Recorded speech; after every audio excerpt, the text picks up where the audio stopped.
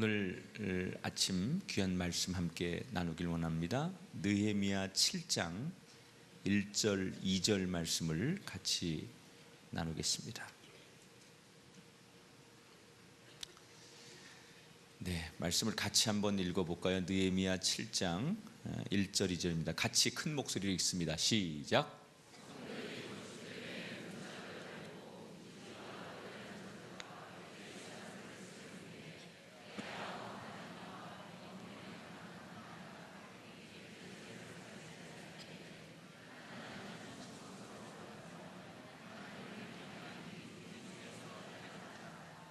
아멘. 영화 가운데 300이라는 영화가 있습니다. 300명의 용사들이 나와서 그 스파르타 용사들의 용맹을 다룬 영화입니다. 아마 젊은 분들은 많이 이 영화를 보셨을 텐데, 그 스파르타 왕이 자기 나라의 성벽을 늘 자랑합니다. 그래서 어떤 사람이 묻습니다. 왕이시여, 왕이 그렇게 자랑하는 이 나라의 성벽은 도대체 어디입니까? 그랬더니 우리의 성벽은 저 용감하고 용맹한 스파르타 용사들이 우리의 성벽이다, 이런 얘기를 영화 가운데 합니다. 물론 그 성벽도 나중엔 그리스보다 먼저 무너지게 됩니다. 우리가 정말 인생을 잘 살려면 보이는 것만큼 보이지 않는 것을 중요하게 생각해야 됩니다. 보이는 군사력, 보여지는 경제력보다 보이지 않는 문화의 힘은 현대사회에서 더더욱 중요합니다.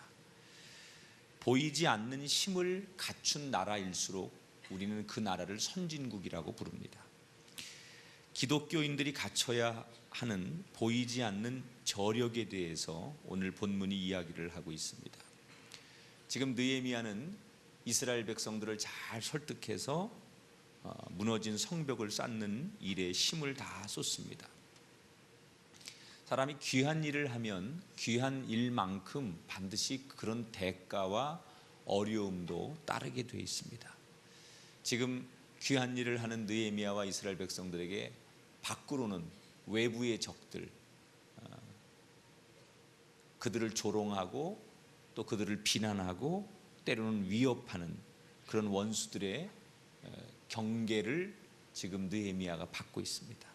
또 내부적으로는 같은 동족끼리 조금 군림하는 사람들이 형제의 가난과 또 그들의 어떤 삶을 착취하는, 또 노예로 삼는 이런 죄악들이 벌어져서 성벽 재건 사업에 많은 어려움이 생기게 됩니다. 밖으로는 외부의 적들이, 안으로는 내부의 적들이 느헤미야가 하려고 하는 귀한 사역을 가로막았다는 거예요. 그래서 느헤미야는 한 손에는 병기를 들게 하고 또 한 손에는 도구를 들게 해서 열심히 작업을 해치고 고난을 해치고 드디어 성벽 재건 사업을 시작한 지 52일 만에 그들이 꿈꾸던 성벽을 다시 완성하게 됩니다. 얼마나 그동안 그들이 힘썼는지를 15절에 이렇게 소개합니다. 성벽 역사가 52일 만에 엘루롤 25일에 끝나매 그랬습니다. 여러분, 지금 이스라엘 사람들이 바벨론의 포로로 잡혀갔다가 그들이 포로에서 돌아온 지 100년이 지난 때예요. 그래서 그동안 느헤미야 말고도 이 무너진 성벽을 재건하려고 많은 노력들이 있었습니다.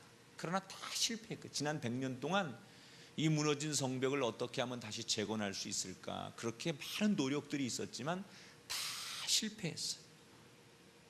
그런데 느헤미야가 나타나서 100여 년이 지났어도 아무도 해내지 못한 일을 52일 만에 끝내게 됐어요. 여러분, 사람 하나가 중요한 거예요. 여러분 하나가 중요한 거예요. 여러분 조상들이, 여러분의 가문이 늘 여러분의 인생 속에 그렇게 살아왔던, 전통으로 살아왔던, 그냥 우리 부모님 우리 조상들이 이렇게 살아왔고 우리는 이게 운명처럼 살아가는 우리 후손들의 인생이라고 생각하는 여러분, 여러분의 때에 느헤미야처럼 아무도 해내지 못한 일을 여러분의 가문에 여러분의 인생에 펼치시기를 주의 이름으로 축원합니다. 내가 지난 50년을 그냥 이렇게 사는 건가 보다라고 살았는데 느헤미야처럼 어느 날 나를 통해 하나님께서 단기간에 내가 50년 100년 동안 이루지 못한 일을 정말 단기간 안에 하나님이 모든 내 과거보다 더 위대한 업적을 만드시도록 인도하시는 한 해가 되기를 주님의 이름으로 축원합니다. 얼마나 기뻤겠어요. 얼마나 자랑스러웠겠어요. 얼마나 이게 대단한 일인지 그동안 느헤미야를 방해하고 이 성벽 재건 사업을 은근히 방해하던 사람들이 이 완성된 성벽을 보고 다 두려워했다 그랬어요. 16절 6장 16절 볼게요. 우리의 모든 대적과 주위에 있는 이방 족속들이 이를 듣고 다 두려워하여 크게 낙담하였으니 그들이 우리 하나님께서 이 역사를 이루신 것을 알미니라. 모두 다 느헤미야가 한 일이 얼마나 대단한 일인지를 다 인정했다는 거예요. 그래서 이방 민족이 두려워합니다. 야, 정말 하나님이 도우시니까 저런 일이 일어나는구나. 이렇게 불신자들도 다 그 52일 만에 성벽이 완성된 걸 보고 깨닫게 되었다는 거예요. 자, 이제 드디어 느헤미야가 이스라엘 백성들이 그렇게 원했던 성벽이 마무리됐으니까 그러면 이제 느헤미야의 역할은 끝난 거냐? 그렇다면 느헤미야는 오늘 본문 6장에서 끝나야 돼요. 그런데 아시다시피 느헤미야는 13장까지 있어요. 제일 중요한 성벽이 완성되는 것이 느헤미야의 목표였다면 느헤미야는 6장에서 끝나야 되는데 왜 느헤미야가 13장까지 이어지는가? 그러면 지금 반밖에 안 왔다는 얘기예요. 뭘 암시하는 걸까요? 여전히 성벽을 완성했지만 느헤미야가 해야 될 일들이 남아있다는 거예요. 어쩌면 보이는 성벽을 지금 완성한 것보다 더 어려운 일이 남아있을지도 몰라요. 그게 뭐냐? 따라합시다. 보이지 않는 성벽. 지금까지는 보이는 돌로 쌓는 사람들의 어떤 힘을 동원하는 그런 성벽을 쌓는 일이 느헤미야의 1차적인 목표였다면 이제부터 해야 될 일은 보이지 않는 성벽을 쌓는 일이에요. 벽돌로 쌓는 성벽은 끝났습니다. 보이는 성벽은 다 쌓습니다. 그러나 아직도 그들이 세우지 못한 성벽이 있었는데 그것은 그들의 무너진 신앙, 무너진 믿음을 다시 쌓아야 돼요. 그걸 오늘 성경은 보이지 않는 성벽이라고 해요. 보여지는 집은 다 졌습니다.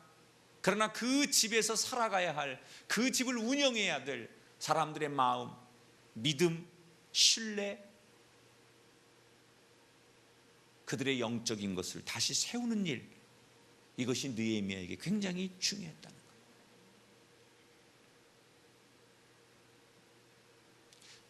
유형의 재산이 있고 무형의 재산이 있어요. 사람들은 보이는 재산, 이게 중요하다고 생각해요.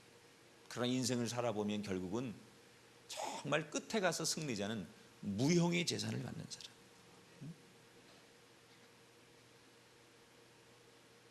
지금 느헤미야가 오늘부터 할 일은 52일 만에 성벽을 다 쌓고 지금부터 해야 될 일은 하나예요. 이제부터는 무형의 성벽을 쌓는 거예요. 그래서 뭘 하냐? 제일 먼저 느헤미야가 유형의 성벽을 다 쌓은 다음에 이제부터는 보이지 않는 성벽을 어떻게 쌓을 것이냐. 첫 번째가 사람을 세우는 거예요. 사람을 잘 세우는 거예요. 7장 1절에 볼게요. 성벽이 건축됨에 문짝을 달고 문지기와 노래하는 자들과 레위 사람들을 세운 후에, 완성된 성벽을 보고 나서 제일 먼저 느헤미야가 한 일이 사람들을 세웠다는 거예요. 요즘 말로 말하면 그 사람들의 은사와 능력과 달란트에 맞게끔 일을 맡겨줬다는 거예요. 어떤 사람은 문을 지키는 문지기로, 어떤 사람은 성전에서 노래하는 사람으로, 어떤 사람은 제사를 담당하는 사람으로 적재적소에 인재를 골고루 등용하기 시작했다는 거예요. 그리고는 이제부터는 그 성을 각각의 자기 구역에서 자기 역할로 사람들이 다스리게 만들어줬다는 거예요. 7장 2절에 보니까 내 아우 하나니와 영문에 관한 하나냐가 함께 예루살렘을 다스리게 하였는데 하나냐는 충성스러운 사람이요 하나님을 경외함이 무리 중에 뛰어난 자라. 무형의 성벽을 쌓는 일의 중심에는 하나님께 충성되고 경외하는 사람이 중심에 서 있었다는 거예요. 그리고 그들로 하여금 다스리게 만들었다는 거예요. 여러분, 유형의 성벽은 그냥 쌓으면 됩니다. 그러나 무형의 성벽이라는 것은 믿음이 있어야 하고 하나님을 경외하는 사람이 있어야만 쌓아지는 거예요. 그런 사람들이 서야만 무너지지 않는 거예요. 여러분, 교회도 그렇지 않습니까? 세상 논리로 세상에서 잘 나가는 사람, 유능한 사람, 똑똑한 사람, 교회가 그런 사람만 세우면 교회는 무너집니다. 그래서 때로는 세상에서는 사장님 밑에 한참 밑에 그냥 아주 육신적인 일을 하는 사람이고 많이 배우지 않은 사람이고 나이도 드시고 그랬지만 교회에서는 그분들이 귀한 곳에서 리더의 역할을 감당해요. 그렇죠? 교회는 그런 거예요. 그게 뭘 말하는 거죠? 보여지는 사람을 세우는 게 아니라 보이지 않는 무형의 사람들을 세울 때는 얼마나 믿음이 있고 얼마나 하나님을 경외하는지 그것을 근거로 사람을 세워야만 교회가 무너지지 않는다는 거예요. 여러분, 교회에도 보이는 교회와 보이지 않는 교회가 있습니다. 보이는 교회는 건물이에요. 우리가 흔히 예배당이라고 부릅니다. 보이는 교회를 짓는 건 쉬운 일입니다. 불가능한 일이 아니에요. 전 보이는 교회 8번이나 졌죠. 우리 교회 예배당을 전 8번 건축했으니까 그냥 교회 짓는 게 그렇게 저한테 큰 어려운 일은 아니었던 것 같아요. 그런데 교회가 정말로 잘 쌓아야 하는 것이 있는데 보이지 않는 교회. 교회가 아무리 건물 잘 지어도 믿음과 기도가 없는 교회, 건물만 그럴싸하고 그 안에 모인 사람들이 기도하지 않고 믿음 없는 사람들끼리 모여서 서로를 향해서 인간적인 자랑과 자기의 욕심과 자기 이익만으로 교회 생활을 한다면 그 교회는 보이는 건물은 멋지고 화려할지 몰라도 보이지 않는 건물이 지어지지 않았기 때문에 그 속에는 하나님의 임재가, 그 속에는 하나님의 부흥이, 그 속에는 하나님의 역사가 나타나지 않는 거예요. 예배를 드릴 때마다 자기의 무거운 짐을 내려놓고 부서를 찾아가서 한 가지씩 섬기고 성도 간에 모여서 교제하는 것이 바로 무형의 교회예요. 세상의 사람들은 교회 규모를 볼 수 있어요. 그러나 저와 여러분은 무형의 교회를 보아야 할 줄 믿습니다. 우리 가정 역시 마찬가지예요. 우리 가정도 보이지 않는 가정의 성벽을 쌓아야 돼요. 아버지, 어머니 이런 혈연적 관계로 부모, 자식, 우리 가족이라는 그런 가정으로 쌓는 것은 외형적인 가정이에요. 그런데 그 가정 안에 믿음의 뿌리를 내리고 아버지를 존경하고 기도하는 어머니를 사랑하는 그런 가정이 바로 보이지 않는 믿음의 성벽을 쌓는 가정이에요. 올 한 해는 여러분의 가정이 그런 가정 되시기 바랍니다. 태어나 보니까 나한테 아버지고 살다 보니까 나한테 남편이고 그런 거 말고, 그건 다 세상도 하는 거예요. 보이지 않는 가정, 그 안에 믿음의 아버지가 되고 믿음의 어머니가 되고, 그래서 그 아버지를 믿음으로 영적인 제사장으로 존중하는 자녀들이 나오게 할 때 보이지 않는 가정을 이룰 줄 믿습니다.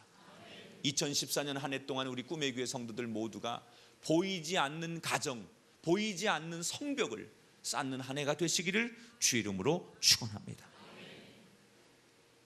두 번째로 보이지 않는 성벽을 쌓은 다음에 뭐해요? 성문을 다스렸다 그랬어요.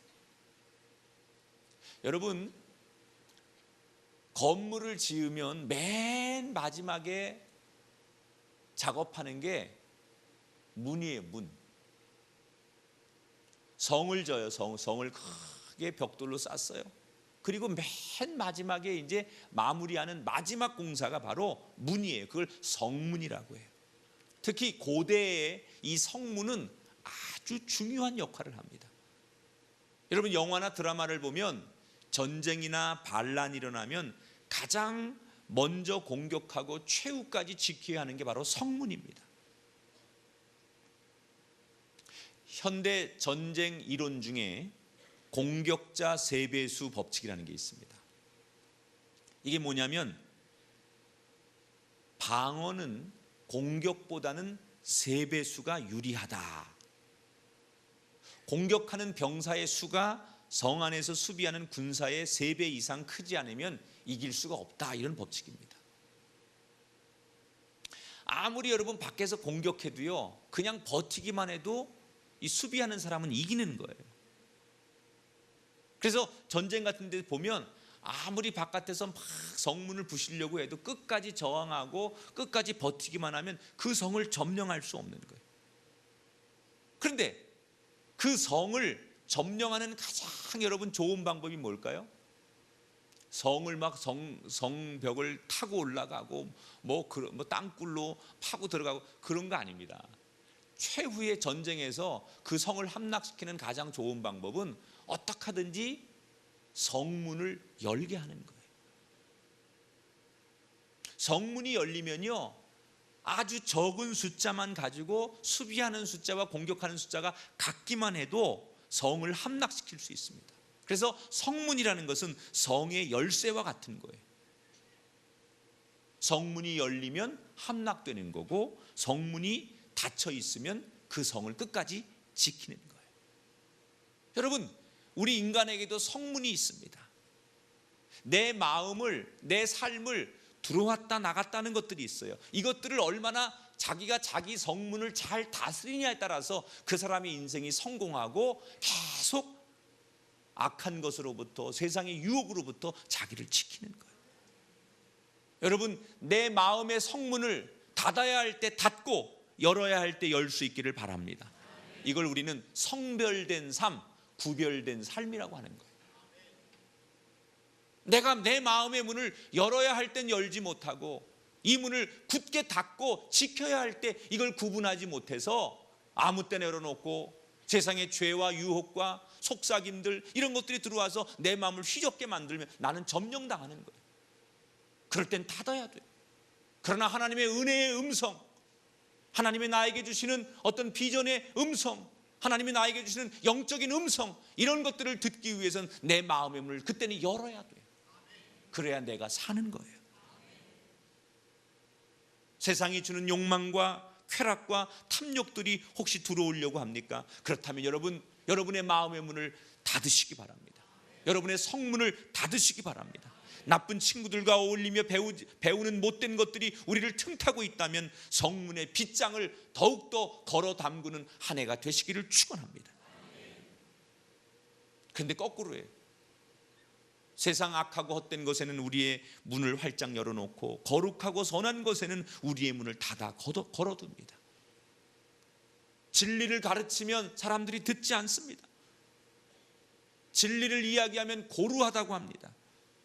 하지만 세상의 탐욕과 싸움과 쾌락을 가르치면 너무나 사람들이 좋아하고 문을 쉽게 엽니다. 이것은 우리가 우리의 성문을 지키지 못하는 거예요.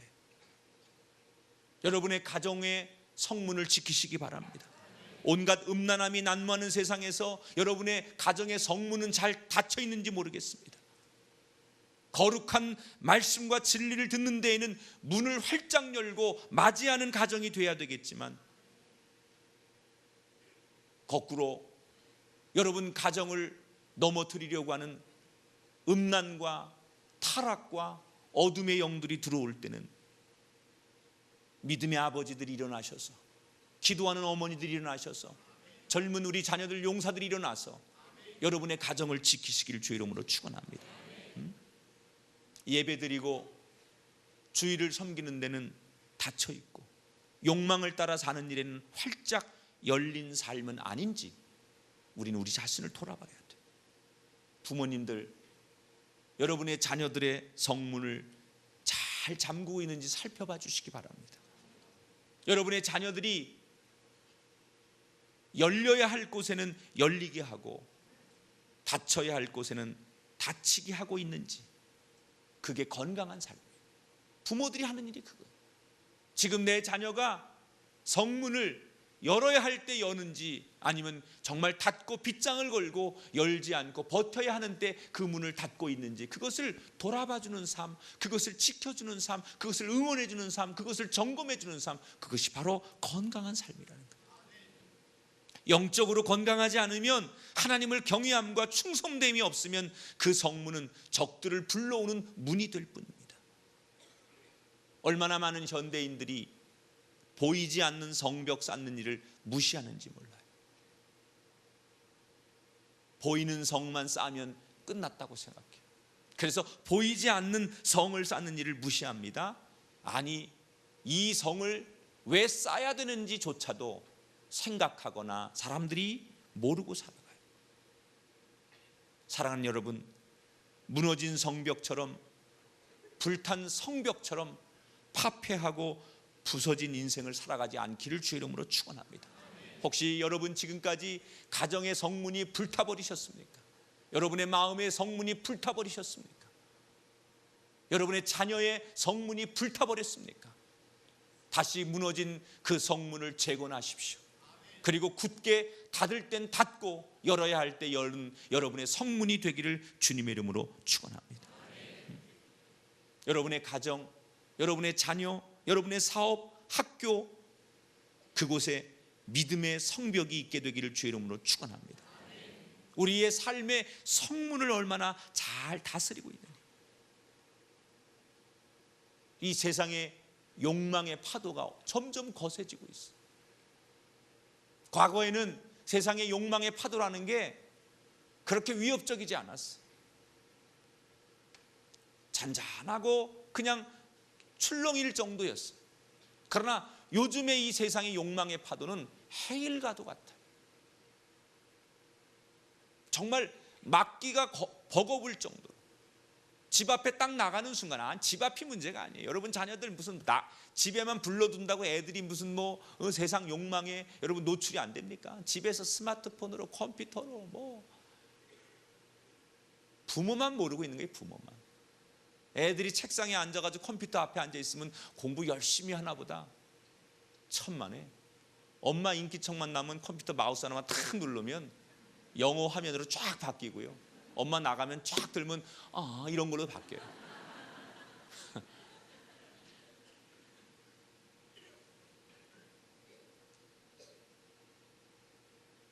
마음의 문을 자기 스스로 지킬 수 있게 만들어줘요. 이 아침에 저는 우리 아이들이, 자녀들이 이렇게 나오는 거, 이게 거룩한 습관이거든요. 사람은 보고 배우는 거예요. 그리고 그 습관이 평생의 자기를 지배하는 거예요. 좋은 습관을 들이기 위해서는 채찍과 당근이 필요한 거예요. 때로는 엄하게도 하지만 잘한다 잘한다 잘한다 그러면서 격려도 하는 거예요. 여러분, 저도 처음에 교회 다닐 때 교회에서 주는 그 간식, 그거 먹으러 교회 다니기 시작했어요. 교회에서 주는 그 상품이 좋아서 교회 나갔어요. 친구가 좋아서 교회 나갔어요. 우리 예수 믿은 사람 가운데 거의 절반 이상은 친구 따라 교회 온 사람이에요. 예수님 따라 교회 온 사람이 아니에요. 여러분들이 친구 따라 교회 오고, 여학생 꽁무니 따라 교회 오고, 멋진 교회 오빠 보고 교회 오고, 다 우리 그렇게 교회 온 거예요. 근데 그게 거룩한 습관이 되고 우리가 정말 우리 인생의 중요한 영적인 지침이 되니까 그렇게 발걸음을 옮겼지만 그것이 평생 내가 하나님의 성전에 머무르게 하는 거예요. 우리 자녀들도 마찬가지. 무슨 자녀들을 동원하고 빈자를 채우기 위함이 아니, 자녀들에게 격려하는 것, 얼마나 가치 있는 일인지 지금 아이들이 판단하지 못하니까 훗날 그런 것들이 경험되게 하는 거예요.